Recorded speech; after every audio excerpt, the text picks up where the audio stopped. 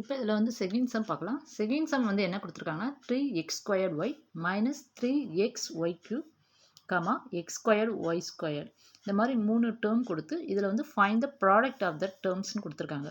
இப்போ வந்து ப்ராடக்ட் கண்டுபிடிக்க சொன்னதுனால ஃபஸ்ட்டு வந்து ஒவ்வொரு டேர்மையும் வந்து விதின் த ப்ராக்கெட்டுக்குள்ளே நம்ம வந்து எழுதிக்கிறோம்.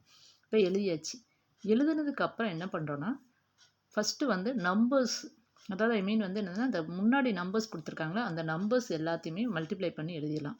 இப்போ நமக்கு வந்து ஃபஸ்ட்டு டேர்ம்லேயும் செகண்ட் டேர்ம்லேயும் தான் நம்பர்ஸ் வந்து இருக்குது. ஃபஸ்ட் டேர்மில் 3 இருக்குது, செகண்ட் டேர்மில் வந்து -3 இருக்குது. ஸோ அது ரெண்டையும் நம்ம வந்து மல்டிப்ளை பண்ணுறோம்.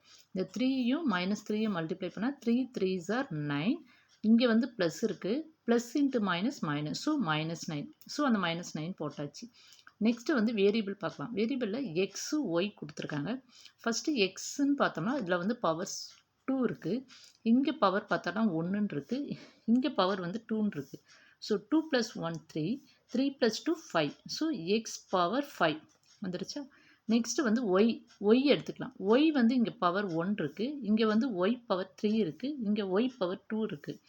So 1 + 3 4, 4 + 2 6. So y power 6. So -9 x power 5 y power 6. இதுதான் இந்த இதோட ப்ராடக்ட்.